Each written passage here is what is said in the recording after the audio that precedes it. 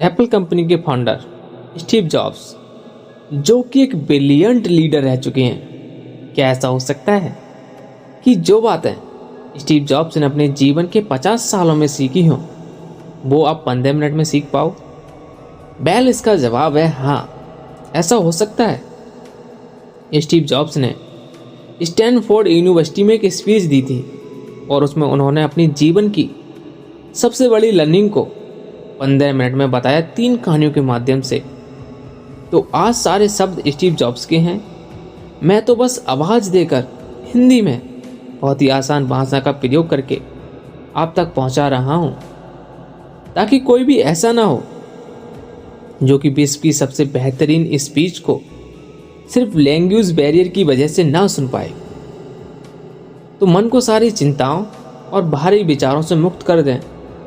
आज आप वो सुनने वाले हैं जिसकी वजह से आपकी ज़िंदगी में एक विस्फोटक परिवर्तन आ सकता है। और हाँ, इंडिया के most popular motivational speaker Sandeep Maheshwari ने खुद अपने एक सेशन में इस स्पीच को रिकमेंडेड किया है।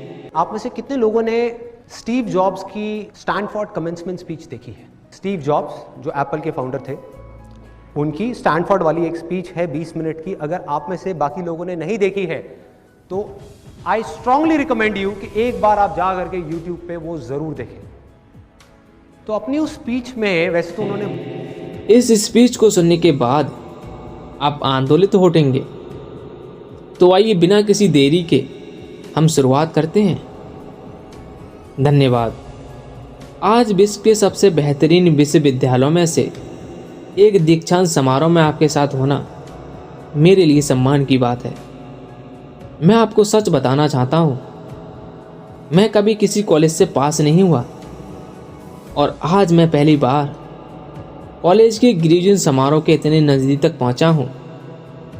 आज मैं आप सभी को अपने जीवन की 3 कहानियाँ सुनाऊंगा, ज़्यादा नहीं, बस 3 कहानियाँ। पहली कहानी है डॉट्स कनेक्ट करने के विषय में। रीड कॉलेज में एडमिशन लेने के बाद मैंने 6 महीनों के अंदर ही पढ़ाई छोड़ दी, लेकिन मैं उसके बाद 18 महीनों तक वहाँ किसी तरह आता जाता रहता। लेकिन सवाल फिर ये रहता है कि मैंने आखिर कॉलेज क्यों छोड़ा? वेल, इसकी शुरुआत मेरे जन्म से पहले की है। मुझे जन्म देने वाली माता एक यंग अविवाहित ग्रेजुएट स्टूडेंट थी और वो चाहती थी कि मुझे कोई गोद ले ले, लेकिन इसी के साथ वो ये भी चाहती थी कि जो भी मुझे गोद ले वो कॉलेज ग्रेजुएट जरूर रहे। और इस प्रकार पहले से ही सब कुछ सेट था। मैं एक वकील और उसकी पत्नी के द्वारा एडॉप्ट किए जाने वाला था। लेकिन जैसे ही मैं इस दुनिया में आया, लास्ट मिनट पर उन्होंने अपना अचानक मन बदल लिया और उन्होंने कहा कि उन्हें तो एक लड़की चाहिए थी। और इसी के लिए आधी रात मेरे माता पिता को कॉल किया गया, जो कि वेटिंग लिस्ट में थे, और उन्हें कॉल करके बताया गया कि हमारे पास एक बेबी बॉय है, क्या आप उसे गोद लेना चाहेंगे? और उन्होंने तुरंत हाँ कर दी। लेकिन बाद में मेरी जन्म देने वाली माता को पता चला कि जिन्होंने मुझे गोद लिया है वह कॉलेज ग्रेजुएट नहीं है और पिता तो हाई स्कूल पास भी नहीं है, और इसीलिए उन्होंने अंतिम एडॉप्शन पेपर पर साइन करने से मना कर दिया। लेकिन फिर कुछ महीनों बाद मेरे होने वाले माता पिता ने मेरी माँ को वचन दिया कि हम इसे कॉलेज ज़रूर भेजेंगे, और इसकी वजह से उसकी माता मान गई और मुझे एडॉप्ट कर लिया गया। और फिर इस तरह से मेरी ज़िंदगी की शुरुआत हुई। और 17 वर्ष के बाद मैं कॉलेज गया, लेकिन गलती से ही मैंने स्टैनफोर्ड की तरह एक महंगा कॉलेज चुन लिया। मेरे वर्किंग माता पिता की सारी पूंजी पढ़ाई में खर्च होने लगी और 6 महीने बाद मुझे इस पढ़ाई का कोई भी महत्व दिखाई नहीं दे रहा था। मुझे कोई भी आइडिया नहीं था कि मैं अपनी ज़िंदगी में क्या करना चाहता हूँ। कोई आइडिया नहीं था कि किस तरीके से ये कॉलेज मेरी मदद करेगा अपनी ज़िंदगी में कुछ करने के लिए। और यहाँ पर मैंने अपने माता पिता की जीवन भर की पूंजी पढ़ाई में खर्च करता जा रहा हूँ, और इसीलिए मैंने कॉलेज ड्रॉप आउट करने का डिसीज़न लिया और यही सोचा कि जो होगा अच्छा होगा। उस समय मुझे ये चीज़ बहुत ही डरावनी लगी, लेकिन जब बीते समय को मैं आज देखता हूँ तो मुझे लगता है कि ये मेरी ज़िंदगी का सबसे बेस्ट डिसीजन था। वो कैसे, मैं आपको अभी बताता हूँ। जैसे ही मैंने कॉलेज ड्रॉप आउट किया था, मैंने उन क्लासेस को छोड़ दिया था जिनमें मेरा इंटरेस्ट नहीं था, और मैं केवल उन्हीं क्लासेस को करता था जिसमें मेरा इंटरेस्ट था। और ये सब कुछ करना इतना आसान भी नहीं था, क्योंकि मेरे पास रहने के लिए कोई कमरा नहीं था। इसीलिए मैं दोस्तों के कमरों में ज़मीन पर सोता था। मैं कोक की बोतलों को लौटाकर मिलने वाले पैसों से खाना खाता था। मैं हर संडे 7 मील पैदल चलकर हरे कृष्णा मंदिर जाता था, जिससे कि मैं हफ्ते में कम से कम एक बार पेट भरकर खाना खा सकूं। और ये मुझे बहुत ही अच्छा लगता था। अब मैं आपको बताता हूँ क्यों कॉलेज ड्रॉप करना मेरी ज़िंदगी का सबसे बेस्ट डिसीजन था। उस समय रीड कॉलेज देश की सबसे अच्छी जगह थी जहाँ कैलीग्राफी सिखाई जाती थी। पूरे कॉलेज परिसर में हर एक पोस्टर, हर एक लेवल पर बहुत ही खूबसूरती से हाथों से कैलीग्राफी किया जाता था। और क्योंकि मैं कॉलेज छोड़ चुका था, इसीलिए मुझे सामान्य क्लासेस करने की कोई आवश्यकता नहीं थी। तो मैंने निर्णय लिया कि मैं कैलीग्राफी की ही क्लासेस करूँगा और इससे अच्छे तरीके से सीखूँगा। तो मैंने सेरिफ और सैन सेरिफ टाइपफेसेस के बारे में सीखा। अलग अलग अक्षरों के बीच में स्पेस वेरी करना सीखा, और किसी अच्छी टाइपोग्राफी को क्या अच्छा बनाती है यह भी मैंने सीखा। यह सब कुछ बहुत खूबसूरत था, ऐतिहासिक था और इतना आर्टिस्टिक था कि इसे साइंस के द्वारा कैप्चर नहीं किया जा सकता। और यह भी सभी मुझे बहुत आकर्षक लगता था। उस समय मेरा ऐसा कोई भी विचार नहीं था कि मैं इन चीज़ों का प्रयोग कभी अपने जीवन में करूँगा। लेकिन जब 10 साल बाद हम अपना पहला मैग्नीटोस कंप्यूटर बना रहे थे, तब मैंने इसे मैक में डिज़ाइन कर दिया और यह बहुत ही खूबसूरत टाइपोग्राफी वाला विश्व का पहला कंप्यूटर बन गया। अगर मैंने कॉलेज में केवल कैलीग्राफी में प्रवेश नहीं लिया होता तो मैक में कभी मल्टी टाइपफेसेस या प्रोफेशनल स्पेस पेज पॉइंट्स नहीं होते। और क्योंकि विंडोज़ ने मैक की कॉपी की है, तो ये दुनिया के किसी भी पर्सनल कंप्यूटर में यह सब नहीं होता। अवश्य जब मैं कॉलेज में था तो भविष्य में ना देखकर इन डॉट्स को कनेक्ट करना असंभव था। लेकिन 10 साल बाद जब हम बीते हुए समय को देखते हैं तो मुझे सब कुछ क्लियर नज़र आता है। आप केवल पीछे देखकर ही डॉट्स को कनेक्ट कर सकते हो। इसलिए आपको विश्वास करना होगा कि अभी जो भी हो रहा है वो आगे चलकर किसी न किसी तरह आपके फ्यूचर से कनेक्ट हो जाएगा। आपको किसी न किसी में तो विश्वास करना ही होगा, अपने गट्स पर, अपने भाग्य पर, अपने जीवन पर या फिर अपने कर्मों पर। किसी न किसी चीज़ में तो विश्वास करना ही होगा, क्योंकि इस बात में तो विश्वास रखना कि आगे चलकर डॉट्स कनेक्ट होंगे, ये आपको अपने दिल की आवाज़ सुनने की हिम्मत देगा। और उस समय भी जब आप बिल्कुल अलग रास्ते पे चल रहे होंगे, और यही बात आपको बाकी लोगों से अलग बनाएगी। तो मेरी पहली कहानी से सबसे बड़ी सीख है ये कि जो हो रहा है वो अच्छे के लिए हो रहा है, और आप अभी जो भी कर रहे हैं वो आगे चलकर आपके किसी न किसी काम ज़रूर आएगा। बस आप अपने आप में विश्वास करते जाइए, आप जो कर रहे हैं। मेरी दूसरी कहानी लव और लॉस के विषय में है। मैं बहुत ही सौभाग्यशाली था, जिससे मैं प्यार करता था वह मुझे जल्दी ही मिल गई।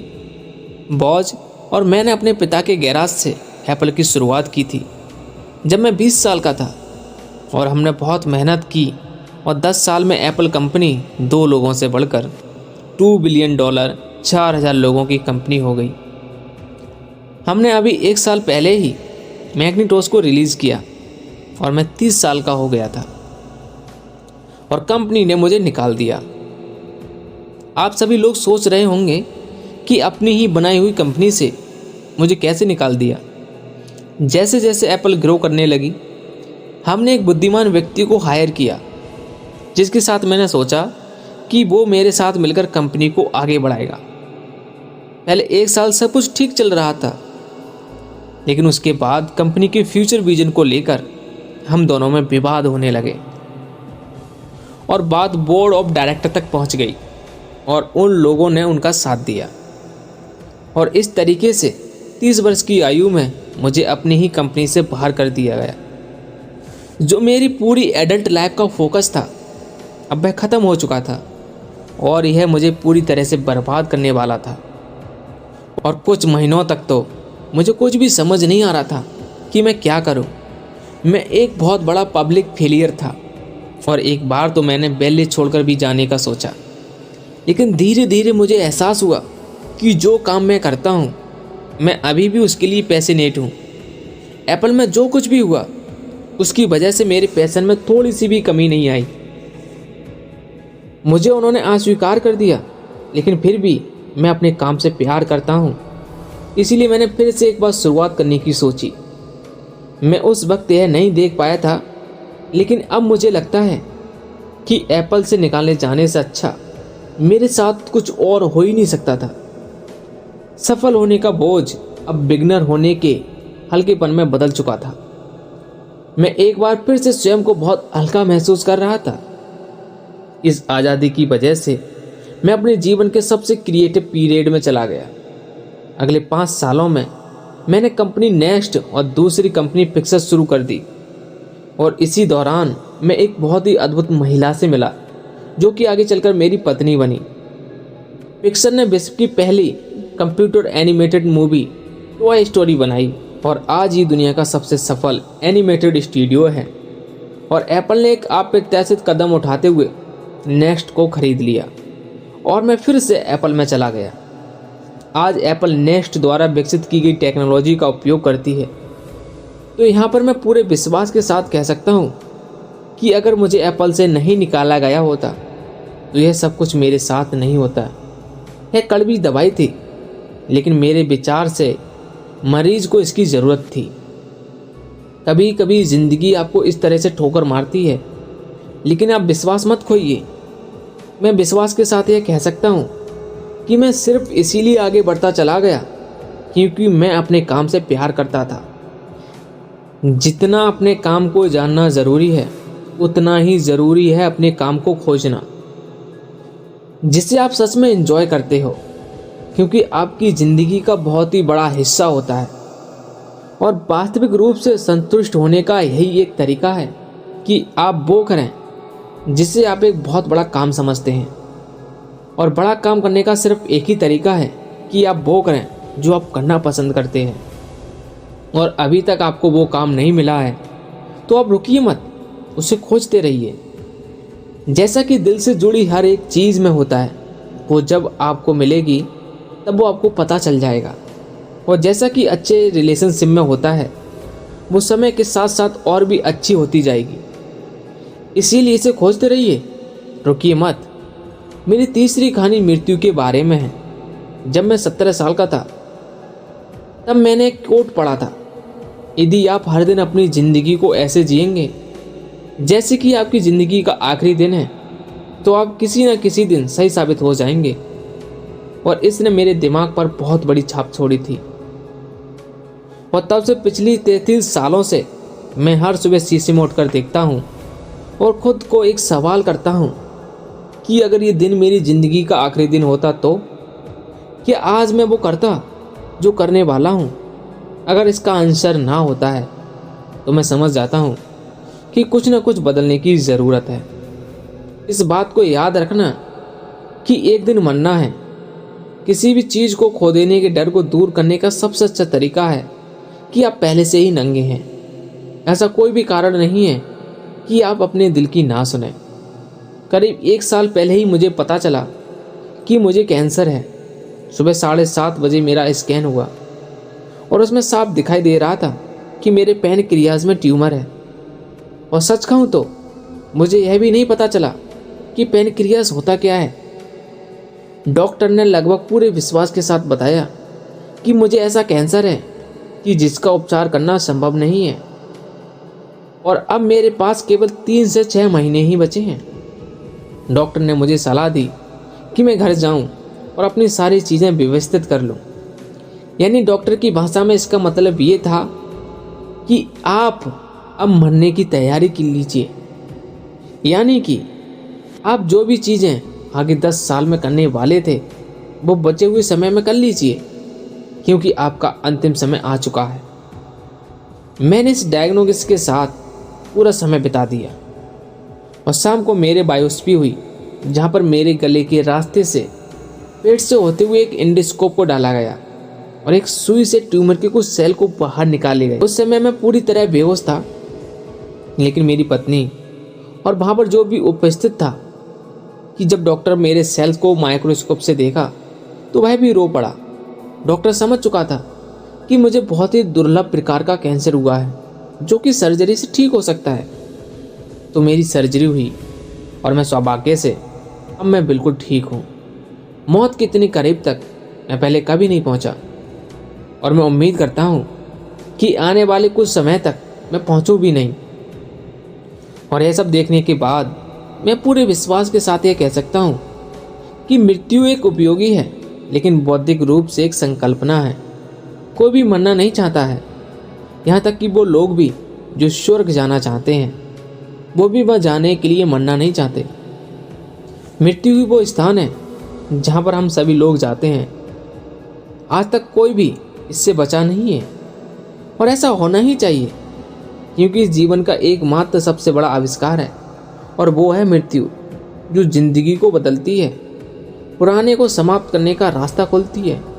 और इस समय पर आप सभी लोग नए हैं और कुछ ही दिनों में आप सभी पुराने हो जाएंगे और रास्ते से साफ हो जाएंगे। इतना ज़्यादा नाटकीय होने के लिए मैं आप सभी से माफ़ी चाहता हूँ, लेकिन यही सत्य है, आपका समय बिल्कुल सीमित है। इसलिए से किसी और की ज़िंदगी जीकर इसे व्यर्थ मत कीजिए, बेकार की सोच में मत फंसिए, अपने जीवन को दूसरों के हिसाब से मत चलाइए, औरों के शोर के चक्कर में अपने दिल की आवाज़ को मत दबाइए। और सबसे महत्वपूर्ण यह है कि अपने दिल और सहज बुद्धि की बात सुनने का साहस रखो, क्योंकि वे पहले से ही जानते हैं कि तुम वास्तव में क्या बनना चाहते हो। बाकी सारी चीज़ें सेकेंडरी हैं। और अंत में आप सभी से यही कहना चाहूँगा, स्टे हंग्री, स्टे फुलिश। मैंने हमेशा अपने लिए यही मांगा है और आप सभी लोग यहाँ से ग्रेजुएट हो रहे हैं, तो मैं आप सभी लोगों के लिए यही विश करता हूँ, स्टे हंग्री, स्टे फुलिश। यानी कि भूखे रहिए और मूर्ख रहिए। भूखे यानी कुछ करने की भूख आपके अंदर होनी चाहिए, और मूर्ख रहो क्योंकि आप मूर्ख रहकर ही कुछ सीख पाओगे। अगर आपको यह लगता है कि आप सब कुछ पहले से जानते हैं तो आप कभी भी कुछ नहीं सीख पाएंगे। तो भूखे रहिए, मूर्ख रहिए, स्टे हंग्री, स्टे फुलिश। आप सभी को बहुत बहुत धन्यवाद। तो दोस्तों, मैं आशा करता हूँ कि आपको ये स्पीच हिंदी में पसंद आई होगी, और हाँ, स्पीच में मुझसे कोई गलती हुई है तो उसके लिए मैं आप सभी से माफ़ी चाहता हूँ। तो मिलते हैं अगली किसी वीडियो में, तब तक के लिए अपना और अपनी फैमिली का ख्याल रखें। जय हिंद, जय भारत।